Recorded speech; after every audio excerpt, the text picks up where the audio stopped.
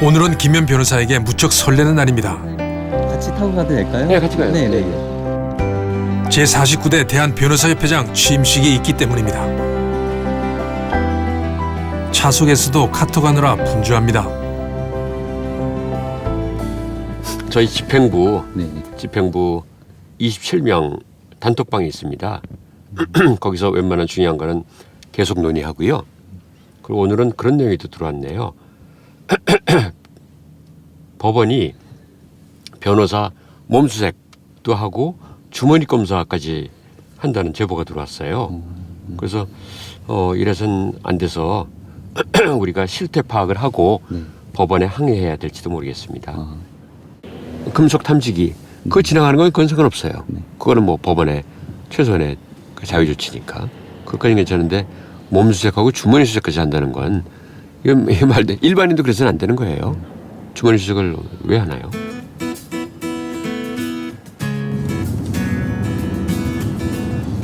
변호사님 오늘 아침은 좀 남다르시겠어요? 네, 그렇습니다. 맞습니다. 대한변협이 국민들이 대한변협에 거는 기대도 굉장히 크고요. 그리고 대한변협이 지금 역사가 저희가 53년에 세워져서 64년 됐는데요. 국민들한테 사랑받는 그런 대한변협을 꼭 만들리라 생각해 봅니다.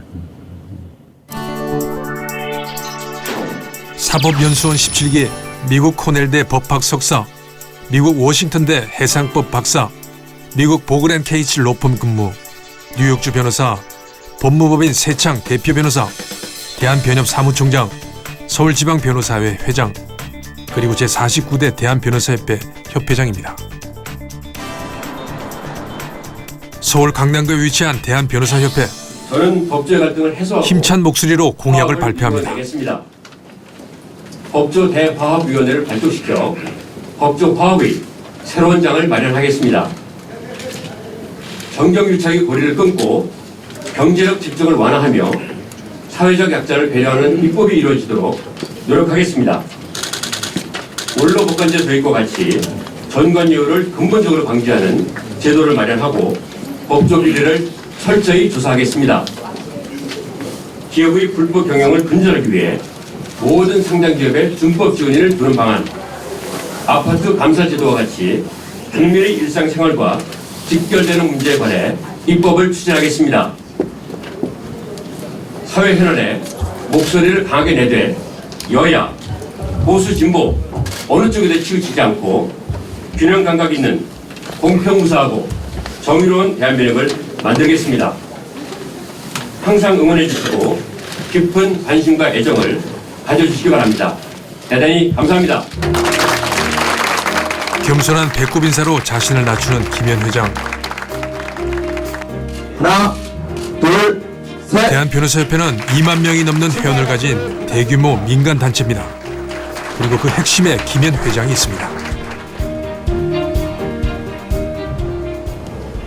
김현 회장이 취임한 지 3달째 제가 대한변협사무실로 찾아갔습니다.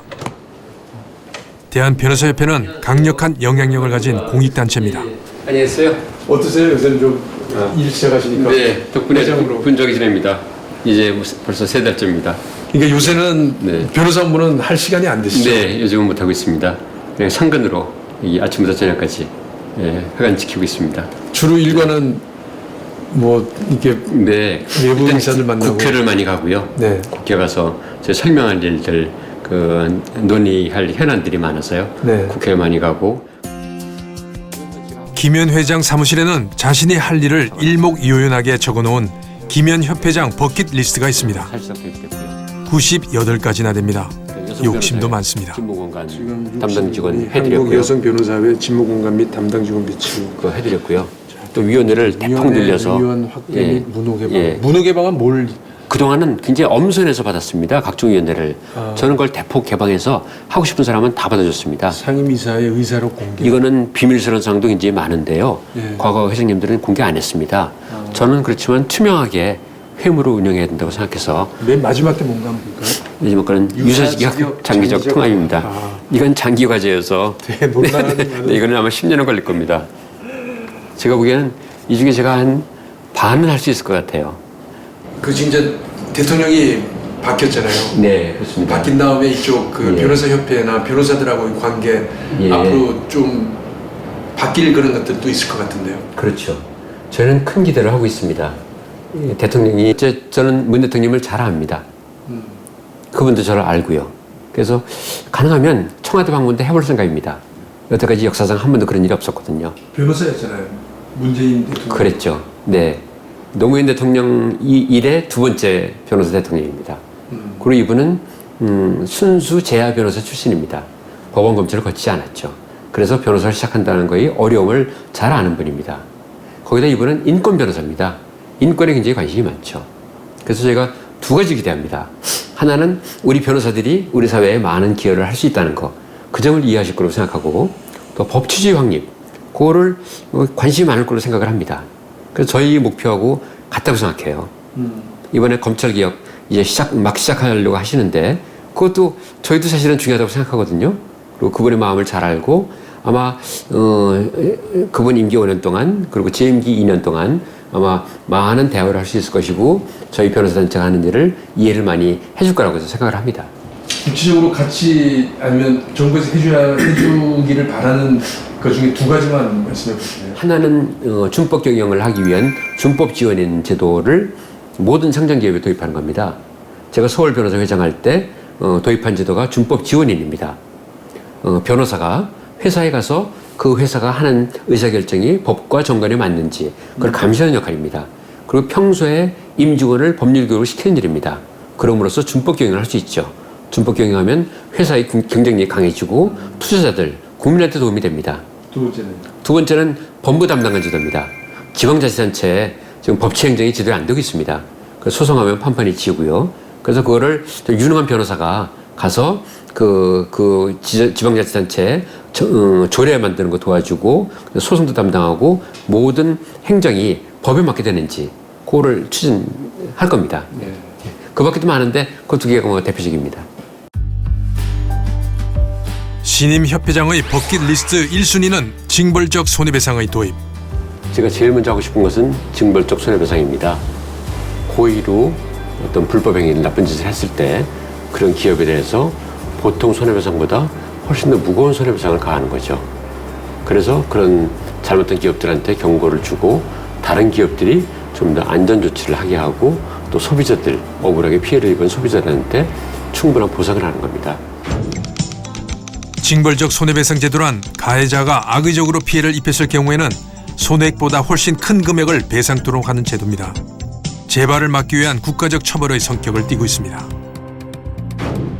다국적 기업인 옥시의 가습기 살균제 사건은 국내의 사용자 중 1,000명 넘게 사망했다고 신고한 대한민국 역사상 최악의 화학 참사입니다.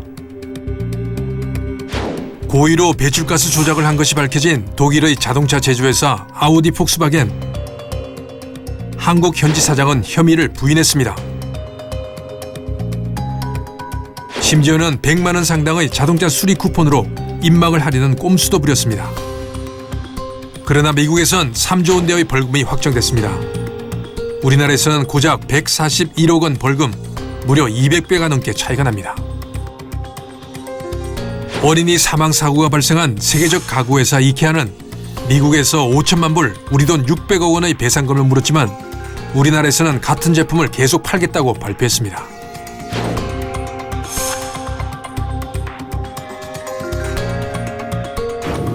이번에 옥시와 폭스바겐, 그다음 이케아 네. 다 선진국에서는 정말 조심하고 손해배상도 성실하게 했습니다. 그렇지만 우리같이 징벌적 손해배상이 없는 나라에서는 대충 하고 소송이 오면 마지못해 조금 주고 말았습니다. 어느 게 더 소비자한테 국민한테 도움이 되는 제도겠습니까? 징벌적 손해배상이 실시 중인 미국에서는 기업이 고의적, 악의적으로 잘못해 피해가 발생했을 경우는 천문학적인 금액을 배상해야 합니다. 기업은 당연히 조심을 하게 됩니다. 김현 변호사는 징벌적 배상법의 도입을 지속적으로 노력해왔습니다. 그리고 작년 말에는 박영선 의원과 함께 법안을 제출했습니다. 그리고 버킷리스트에 우선순위 1위를 차지하고 있는 징벌적 손해배상이 일부 성과를 거뒀습니다. 성과가 있는 것은 별 표시를 해둡니다. 제가 2년 전부터 정말 애정을 갖고 추진해 왔는데요. 징벌적 손해배상을 지지하는 변호사 모임을 결성해서 1000명의 회원입니다. 그래서 1년간 노력 끝에 지난달에 제조물 책임법 개정안이 통과됐습니다. 네. 그래서 고의로 아주 불량한 제품을 만든 제조업자는 보통 손해의 3배까지 배상을 하게 그렇게 개정을 했습니다. 그래서 제조물에 한해서 이미 통과가 된 겁니다. 그렇지만 저희 목표는 우리 생활 전 분야에서 민법을 거쳐서 제조물뿐 아니라 다른 무슨 환경, 노동, 그리고 보통 무슨 계약관계 이거 다 적용되도록 그렇게 하는 것이 목표인데 민주당이 그 공약이 징벌적 손해배상입니다. 그래서 아마 이번 그 정권 내에서 그것이 통과되지 않을까 기대하고 있습니다. 그렇게 바뀌면 어떻게 달라질까요? 그러면은 기업이나 이런 데서 그러면 이렇게 되죠. 기업이 좀 더 조심하게 됩니다. 안전에 신경을 쓰게 됩니다. 여태까지는 대충 만들다가 사고 나면은 그 사람 조금 손해배상해주면 됐거든요. 그렇지만 앞으로는 3배입니다. 그건 다르거든요. 그러면 안전에 이제 신경 쓰게 되죠. 세월호 사태 같은 것도 일어나지 않을 가능성이 높죠. 미리 철저히 검토하겠죠. 아마 안전한 사회가 될 겁니다. 김현 회장은 머리가 무척이나 좋습니다. 그렇죠. 그리고 따뜻합니다. 손해 보이는 두 눈에는 시대를 읽는 감각이 숨어 있습니다. 네. 왜냐하면 자기 아는 사람들이 사건을 보내는데 이런 김 회장의 독특한 행동과 사고 배경에는 아버지의 영향이 큽니다. 그에게 아버지는 집에서는 따뜻했고 밖에서는 시대를 고민하는 이성적인 행동인으로 가슴에 남아 있습니다.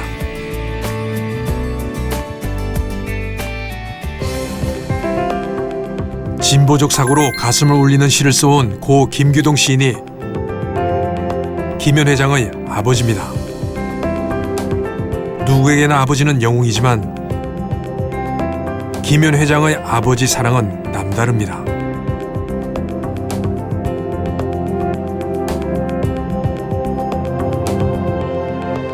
저희 아버지 평이 그 시대를 배반하지 않는 작가셨거든요. 그래서 저도 시대를 배반하지 않은 법률가가 되고 싶습니다. 아버님에 대한 그게 예. 남다르시죠. 그렇죠. 저는 뭐 아버지가 어떤 분 네, 저희 아버지는 정직한 시인이었습니다. 그러니까 옳은 길로 걸어가되 그 시대가 요구하는 일을 해야 된다 그런 뜻입니다. 그러니까 단순히 제 하는 일 해성법 변호사 그 일만 해갖고는 안 되겠구나.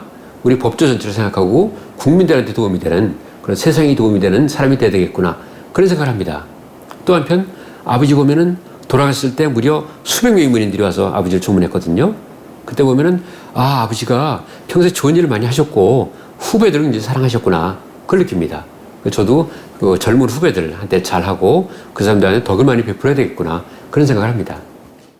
아버지 김규동 시인의 하나의 세상이라는 시입니다.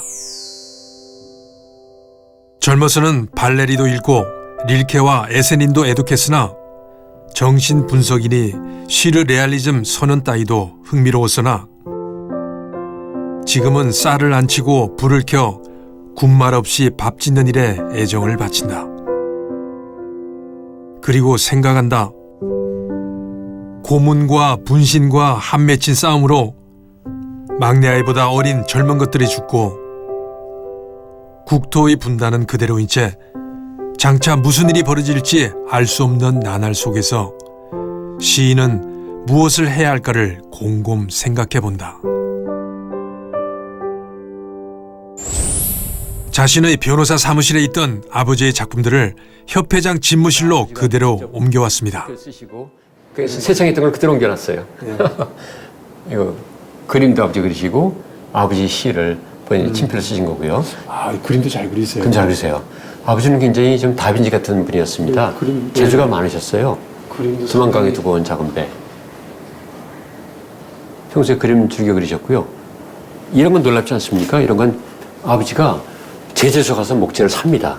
그래서 톱으로 잘라서 이거 대패로 매끈하게 한 다음 글씨를 쓴 다음 그걸 조각을 하는 겁니다. 이거는 뭐 그 음각이니까 이거는 차라리 쉬운데요. 미술적인 그런 감각. 뛰어나세요. 저거는 양각입니다. 이거 만드는데 하루 종일 해서 일주일 걸립니다. 대단한. 하루 종일 해서. 그 다음에 아버지가 니스칠도 하시고 심지어는 저 고리까지 아버지가 온 겁니다. 사실에 근거하여 진리를 탐구한다는 실사구 씨는 김 회장이 가장 아끼는 아버지의 작품입니다. 어려서부터 보통 이렇게 쉽지가 않은데. 쉽지 않습니다. 그런 재주가 있으니까 이걸 100점 넘게 만드셨어요. 그래서 미술관에서 전시회도 하셨죠. 저는 이런 재주는 꿈에도 배우지 못했고요. 글씨도 잘 쓰시죠, 상당히. 예. 내용 얼마나 좋습니까? 신재 덕불고 민노라 덕이 외롭지 않음을 논어에 넣는 유명한 말이죠. 그 지금 사법 제도 자체가 사실 뭐 그 국민들로부터 전폭적인 신뢰를 받은 적이 그렇게 많지는 않은 것 같은데 어떻게 네. 생각하십니까? 어느 정도 신뢰를 받고 있다고 생각하세요? 우리나라의 그 경제 규모에 비해서 사실 사법 신뢰도가 좀 높진 않죠. 예. 그러니까 여러 가지 원인이 있는데요. 네. 한 가지는 우리 국민의 좀 근본적인 좀 어떻게 보면 법치주의가 좀 정착되지 않은 점, 그 점이 있습니다. 그 나라 전체의 문제점이죠. 예. 두 번째로는 그 법원 검찰이 그동안 조금 좀 일은 열심히 했지만 좀 세세하게 국민들을 보듬는데 좀 성공하지 못한 점. 또 우리 변호사들을 반성하면은 변호사들이 지나치게 돈벌이에 많이 치중한 나머지 공익 활동을 좀 덜 열심히 한 점. 그런 것들이 복합적으로 해서 좀 사법 신뢰도가 좀 낮아진 것 같고요. 대부분의 법조인들은 열심히 합니다만 최근에 특히 뭐 우병우, 뭐 진경준 이런 분들이 자기 시대 정신에 맞는 법조인이 되어야 되는데 그 사명을 망각하고 그 출세와 권력만 쫓는 나머지 좀 국민과 괴리된 그런 것들이 우리 국민들의 그 사법 신뢰에 대한 그 저하를 가져오지 않았나 그렇게 생각합니다. 지금 말씀하셨는데 법조인의 시대 정신이 어떤 거라고 생각하세요? 결국은 국민과 함께 가는 겁니다. 나만 생각하지 말고 우리 직업만 생각하지 말고 저는 우리 변호사들이 존경받은 때가 딱 두 번이라고 생각합니다. 한 번은 일제시대 때 우리 선배 변호사들이 그 독립투사들을 무료 변론해서 국민의 찬사를 받았습니다. 그리고 군사독재 시절에 그때 우리 변호사들이 용감하게 구속도 되면서 군사독재 항거에서 국민들의 찬사를 받았습니다. 그 두 번인데 최근엔 저희 후배들이 그 자랑스러운 선배들만큼 못하고 있습니다. 그래서 제 목표는 그 2년간, 제 임기 2년 동안 최대한 저 국민들을 위한 일을 많이 해서 옛날에 그 존경받던 시절에 조금이라도 가까이 가고 싶은 것이 제 희망입니다. 그럼 지금 시대가 일제시대도 아니고요. 그 다음에 네, 또 예. 뭐 유신 이런 시대도 아닌데 네. 존경받기 위해서는 어떤 변호사가 돼야지 되는 겁니까? 좀 더 구체적으로. 네. 현실로 돌아가서 첫째는 유능하고 실력 있는 변호사가 돼야 되죠. 엉터리 변호사는 안 됩니다. 의뢰인을 도와서 네. 의뢰인 회사면은 적절한 자문을 잘하고 미래를 제시해서 그에서 발전하게 하고 네. 의뢰인이 개인이면은 그 의뢰인이 빠진 어려움을 현명하게 비용을 최소한으로 해서 도와주고 그런 실력 있고 유능한 변호사가 돼야 됩니다. 두 번째로는 정의감이 있고 민권의식이 강한 변호사가 돼야 됩니다. 변호사의 사명은 인권을 옹호하고 정의를 지키는 겁니다. 그거는 저희들만이 할 수 있습니다. 그 두 가지 꼭 해야 된다고 생각하고요. 나아가서 세 번째로 미래를 볼 수 있어야 됩니다. 미래를 보고 비전을 제시하고 우리나라가 국제 경쟁력 가지고 한 단계 나아가는 그런 데 도움이 되는 변호사를 해야 존경받는다고 생각합니다. 실제로 그 국민들 의뢰를 하는 사람들하고 관계는 어때야 되는 겁니까? 저는 미국에서 5년간 유학하면서 미국 로펌에서 근무할 기회가 있었습니다. 그때 미국 변호사들의 투철한 서비스 마인드를 배울 수 있었습니다. 돌아와서 정말 의뢰인 일을 제 일처럼 생각하면서 1988년 이후에 29년간 변호사 개업을 해왔습니다. 그러니까 의뢰인들이 좋아하시더라고요. 결국은 의뢰인 일을 자기 일처럼 생각하는 것, 그것이 제일 중요합니다. 저는 법무부인 세창을 이끌면서 법무법인에는 사명이 있습니다. 적극적이고 친절 정확한 신속한 법률 서비스로 의뢰인을 행복하는 미래의 동반자, 그것이 변호사의 할 일이라고 생각합니다. 적극적으로, 그러니까 소극적으로 생각하지 말고 그 다음에 신속하게, 그러니까 정말 열심히 해야 되거든요. 부지런해야 되죠. 회장님들의 사진이 딱 있어서. 대한변협 대회의실에는 역대 협회장들의 사진이 전시돼 있습니다. 네, 역대 회장님들입니다. 48명이죠. 제가 이제 퇴임하면은 여기에 걸리게 되는데요. 여기. 그래서 이거 볼 때마다 또 훌륭한 협회장님들이 많으시거든요. 예. 그래서 이분들처럼 돼야 되겠다. 예. 이분들이 간 길을 따라가야 되겠다. 그런 생각 많이 합니다. 제가 특히 존경하는 분들이 뭐 여러 분 계신데요. 또 이진광 협회장님은 제가 2007년에 사무총장으로 모셨던 분이고요. 예. 그리고 최근에 언론에 많이 났던 김평우 회장님 여기 45대시고요. 또 신영무 회장님은 본부의 세종을 설립한 설립자시고요. 그리고 최근에 유철환 회장님 직전 하청 회장님이시고요. 제가 한 분을 보여드리면 여기 박승서 회장님 이분은 89년. 예, 이분은 검찰 출신이신데 지금도 살아계시고 89세십니다. 아직까지도 왕성하게 활동해 계시고 항상 양복을 깔끔하게 조끼까지 그렇게 앉아 계시고 법무장관을 지휘받으셨는데 회장 마치고 별로 표정이 훨씬 높은 자리인데 무슨 법무장관이냐 그리고 호통을 치면서 그걸 고소하셨습니다. 검사 출신인데요. 네, 멋지죠. 저도 그렇게 할 겁니다. 네. 예, 그리고 특히 존경하는 한 분. 이병린. 예, 이분은 군사 독재에 항거하다가 구속까지 되셨습니다. 2번 회장을 하셨는데 그래서 강직한 성품으로 우리 후배들의 존경을 받으시죠. 김현 신임 대한변협회장은 업무를 시작한 지난 3개월 동안 많은 일들을 부지런히 했습니다. 소비자 보호 강화를 위한 포괄적 집단 소송법 제정을 위한 노력, 법조 대화합 신고센터 신설, 기업의 준법 지원인 제도 활성화,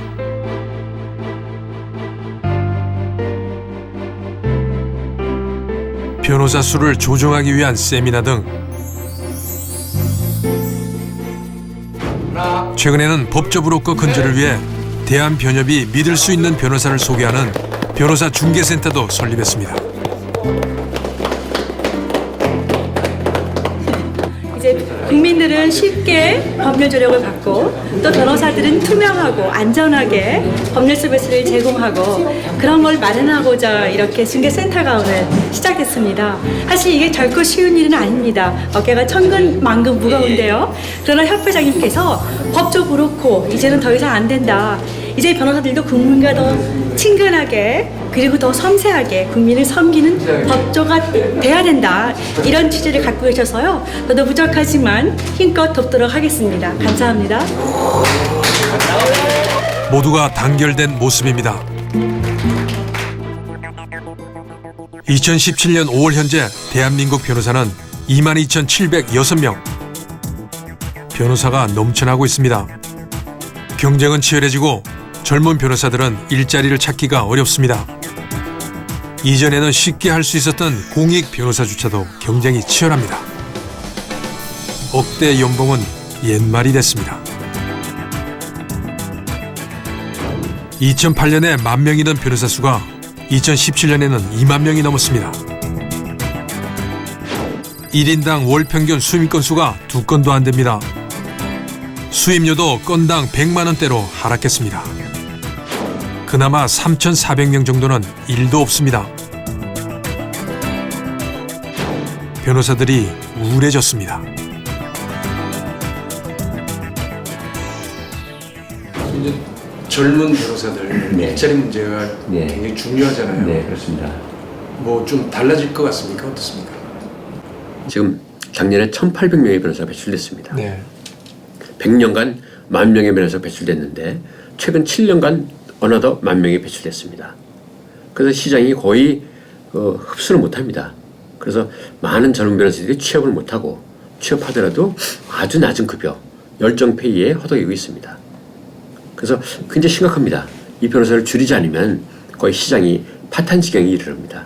그래서 저는 지금 로스쿨 정원이 2,000명인데 그걸 1,500으로 줄이고 합격자 1,500인데 그걸 1,000명으로 줄이는 그런 작업을 시작할 겁니다. 로스쿨과 대화를 할 것이고 그리고 대한변협이 가지고 있는 로스쿨 평가위원회 그걸 강력하게 가동해서 학사비리 그리고 입학비리가 있는 로스쿨에 대해서는 페널티를 가할 겁니다. 정원을 줄일 겁니다. 그리고 지금 결혼보충제라고 자퇴하는 사람들이 있으면은 그걸 놔둬야 되는데 그거를 그 다음에 슬쩍 이렇게 보충을 합니다. 그건 참 바람직하지 않다고 생각해요.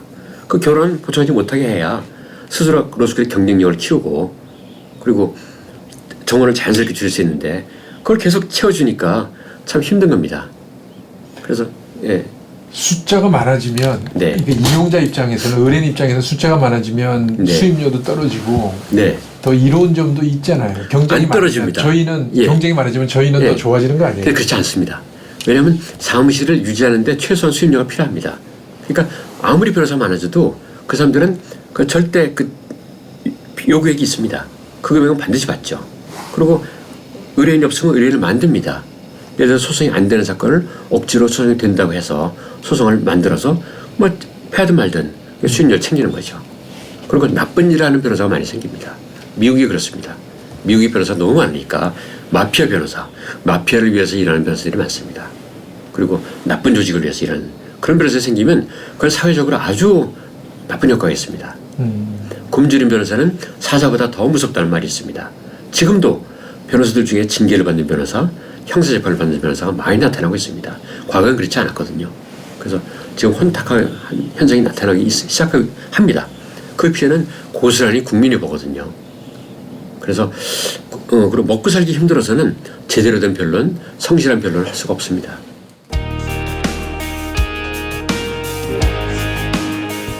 욕심 많은 김현 신임 회장은 항상 활기가 넘칩니다. 98가지의 버킷리스트는 거의 단골 이야기 주제입니다. 인지대는 우리나라는 인지대가 너무 높습니다. 송가에 총구액의 대충 한 0.5%가 인지대입니다. 왜 이렇게 높아요? 그거는 남소, 지나친 소송을 막기 위한 어떻게 보면 그 행정 편의주의적인 그런 법원 중심적인 사고방식입니다. 재판이 너무 많아지면 법원이 힘들죠. 네네. 그렇지만 그렇지 않으면 피해자는 국민입니다. 내가 큰 소송을 하고 싶은데 인지대 때문에 못합니다. 그리고 항소하면 인지대가 2배가 됩니다. 1% 거의. 그다음 상고하면 3배, 1.5%가 됩니다. 예를 들어서 100억짜리 소송이면 1심에서 5천만 원, 2심에는 1억 원, 3심에는 1억 5천이 됩니다. 그래서 의뢰인 중에 재판을 졌는데 인지대 때문에 항소를 포기한 경우가 굉장히 많습니다. 이건 국민의 재판받을 권리 침해죠. 반면에 미국은 어떤지 아십니까? 미국은 거의 모든 주가 정액입니다. 약 20만 원 내지 50만 원입니다. 200불 내지 500불. 아무리 큰 소송도. 그러니까 미국에서는 법률 문화가 굉장히 발전했죠. 누구든 큰 소송을 제기할 수 있으니까요. 부담 없이. 근데 남발될 수도 있잖아요. 그러면. 그럴 수도 있지만 그건 법원이 통제하는 거죠. 법원이 뭐 그냥 또 이런 문제가 있습니다. 나중에 소송을 지면 소송 비용은 그 패소자 부담입니다. 네. 그것 때문에 함부로 못하죠. 근데 일단 소송을 제기할 수는 있죠. 그러니까 그 형평을 기하는 겁니다. 원고한테는 쉽게 할 수 있게 하고 그다음 함부로 못하게 하는 거는 소송자 부담 원칙 그걸로 견제하고 이렇게 하는 거죠. 그래서 저는 인지대 감액 꼭 이루어진다고 생각합니다. 김현 회장의 사무실은 외롭지 않습니다. 책상 위에 가족이 있고 항상 존경하는 아버지 김기동 시인이 같이 하기 때문입니다. 2년의 재임 기간 동안 실천하고 싶은 버킷리스트 98가지. 항상 김현 회장의 가슴을 압박하고 있습니다.